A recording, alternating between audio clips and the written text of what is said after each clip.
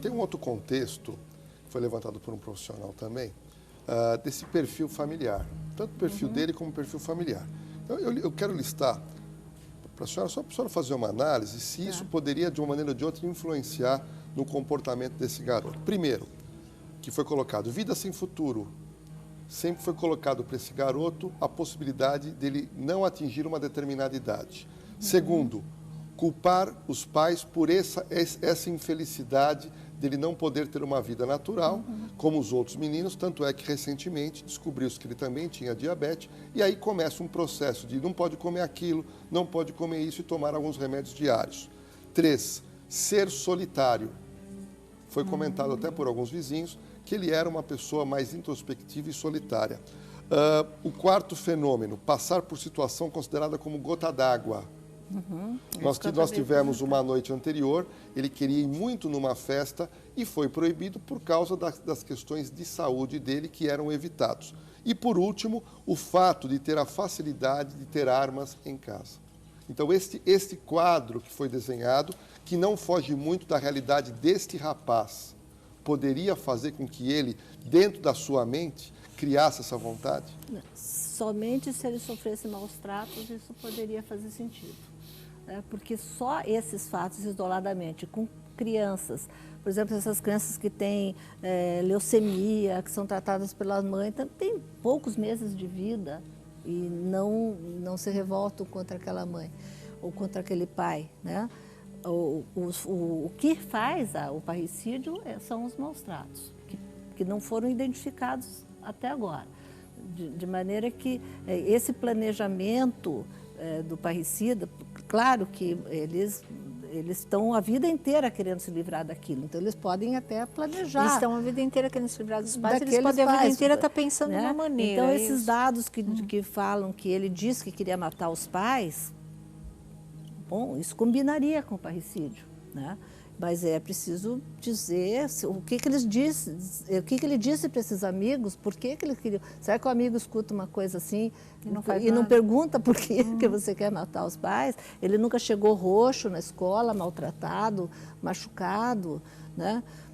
Enfim, os indicativos de abuso sexual existem também e podem ser identificados por especialistas, mas não por um professor que não esteja com um olhar atento, nem por um diretor, que não são indicativos como uma doença de pele que você vê. Os indicativos de parricida, eles são muito mais sutis, né? São comportamentos de aumento de sexualidade diante de determinadas coisas. Precoce, né? Sexualidade precoce, né? Pode ficar solitário, parricida, pode, porque quando tem uma manipulação dos pais, eles não querem que essa criança, né, se comunique com os demais. Professora, a senhora comentou que a senhora estuda, isso é bacana, o público quer muito saber a pergunta que eu vou dizer para a senhora, sobre jogos violentos. Esse jogo que ele jogava, existe uma categoria para poder se jogar, é 18 anos. Certo. E, nesse caso, o rapaz usava esse jogo há muito tempo, porque a pessoa baixa na internet e acaba usando. Mas os pais que estão nos assistindo, garotos que não têm a idade apropriada para jogar esse tipo de jogo, os pais deveriam intervir ou não conseguem falar não e deixam jogar? Eu entendo que os pais deveriam buscar alternativas para esses jogos.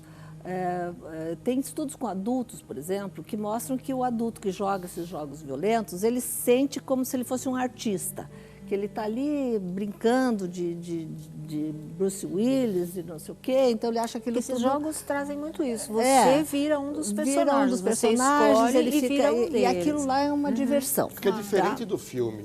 É muito deixar isso. O filme, você é passivo. Você está assistindo. O jogo não. No jogo você interage, você cria exatamente. Sabe, doutor Lordello, não é tão passivo. Os estudos que a gente tem sobre filmes violentos mostram um aumento desse estabilidade da pele, do batimento cardíaco. E quando você termina o filme, por exemplo, duas crianças assistindo um filme violento, termina o intervalo, sei lá, se der uma oportunidade de um dar o soco no outro, de um chutar, vai dar, aumenta essa. Então os pais devem ficar atentos. Se você puser um filme, né, eu sempre brinco, o Baby Porquinho, aqueles filmes de colaboração, as crianças se acalmam. Então, ele tem um efeito imediato, tem. Agora, tem um pesquisador que ele estuda há 18 anos, pessoas que... um segmento, né, um follow-up de 18 anos, mostrando que quem vê muito filme violento acaba cometendo mais transgressões escolares, que tem problemas de indisciplina grande, que são pessoas mais hostis, que são pessoas mais agressivas. Mas não tem uma linha que defende que, na verdade, isso é uma liberação uma da agressividade, né? Uma catarse, exatamente. Não está bem provada essa... deixaria a pessoa mais saudável, tem essa na verdade. Hipótese. Você está liberando numa ficção, não então, em cima o que a gente pode dizer real. assim? Que se os pais são pais de práticas parentais positivas, este ver filmes violentos não chegam a acarretar esses problemas. Certo. Se os pais são pais ausentes, que é desse livro que eu trouxe de presente para você, tá? Se esses pais são pais ausentes, essas crianças se identificam com os personagens do mal. Certo. Então, tem um estudo de uma argentina, pesquisadora argentina, que ela mostra exatamente isso, que quando os pais não estão em casa, são pais abusivos, são pais negligentes, a criança vê o filme e com quem que ela quer ser, ela quer ser o personagem do mal, que é aquele que toma vantagem, e daí ela repete aquele modelo negativo. Certo. Né? Então, no fundo... É uma vingança até, para se sentir abandonado. Mas, então, no fundo, quem determina tudo são as práticas parentais educativas dos cuidadores. E não se é um filme... Quer dizer, então o pai que é cuidador, o que ele vai fazer? Ele vai dar alternativas para o filho para não ficar só usando filmes violentos, né? Vai fazer outras coisas com os Professora, filhos. tem uma aluna da senhora aqui... Deixa a pergunta, tá? Uma aluna que ela comenta o seguinte: professora... Gomide, queria que a senhora comentasse que desde abril o Marcelo tinha mudado de comportamento, segundo relatos da professora e diretora. Deixando a observação que esse depoimento da diretora foi modificado, porque o primeiro depoimento dela, ela dizia que ele era um doce de menino e absolutamente normal. O Lordelo tinha deixado a pergunta de uma tuiteira, né, Lordelo? Vamos então, a repetir pergunta, que por sinal foi uma aluna da professora, que é a Lisandra, ela fala o seguinte, falou: professora, tem relatos de professores e da diretora que desde abril ele mudou o comportamento. Essa mudança de comportamento, ela é afirmada por diversos garotos. Por sinal, hoje o do HPP está ouvindo que ele passou a utilizar esse capuz, ele passou a falar para as pessoas que ele queria criar um grupo chamado Mercenários e 2 horas antes do crime, ele ligou para o melhor amigo e disse: você não quer vir aqui me ajudar a matar meus pais? Ou seja, há diversos indicativos que ele havia planejando isso. Então, nesse contexto, professor, como é que a senhora enxerga? Pois então, essas mudanças de comportamento precisam ser explicadas de uma maneira mais detalhada. Mais palpável mesmo. Que mudança de comportamento? Porque se for só usar capuz e ficar em grupos... Isso é bem da adolescência, não me impressionaria. Já existiu o clube da Luluzinha, o clube do Bolinha, isso faz parte dessas coisas, mudanças na adolescência que não chegam a me chamar a atenção. Agora, dizer para um amigo que quer matar os pais é um fato realmente fora do normal. Né? Telefonar pedindo para o menino participar. Agora, esse amigo não sabe nada além disso, né? Porque essas são as informações importantes para que elas façam sentido. Não, ele foi ouvido, ele contou tudo o que aconteceu, ele faz uma narrativa muito precisa. O garoto, eu cheguei a ver umas fotos que aparecia ele nessa roda que a Cíntia comentou, todos de capuz e dando a impressão que ele liderava. Mas aquilo lá, tudo uma fantasia que os outros garotos, ele que era uma brincadeira de adolescentes. Mas que, em tese, na cabeça dele, não seria só uma fantasia. Isso é possível, uma hipótese que não se pode jogar fora. O que é surpreendente é assim, todo esse tempo, quer dizer, se ele mata os pais, sai de casa, vai para não sei aonde, depois vai para a escola e depois volta para casa para se matar. Não fecha, né? É uma situação muito estranha, né? O que seria esperado? Seria fazer tudo aquilo e se matar em seguida, quer dizer, terminei com todo esse tormento. Agora Eu sair... acho que a ida à escola desmonta tudo. Essa ficou muito estranho, Uhum. muito estranho. Mas a perícia provavelmente vai ter.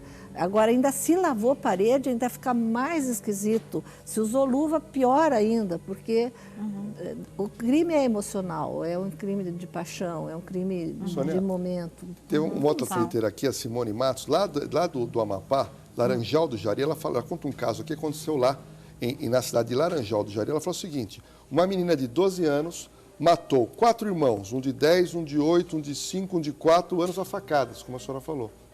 Quer dizer, uma menina de 12 matou os outros 4 irmãos, quer dizer, é muito do que você comentou em relação às suas pesquisas.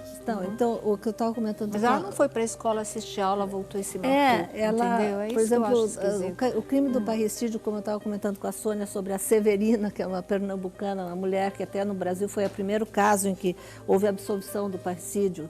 Era uma mulher de 30 e poucos anos que foi abusada, foi violentada pelo pai aos 9 anos com a ajuda da mãe. E aí a mãe foi embora e deixou essa menina com esse homem que ficou lá durante 10 anos fazendo um filho atrás do outro nela. Ela ia ao delegado e pedia socorro e todo mundo dizia: volte para casa porque lá ele está te dando de comer. E os filhos foram morrendo, até com a filha dela que sobreviveu com 9 anos. O pai disse: hoje eu vou fazer dela mulher. Ela disse: não, não vai.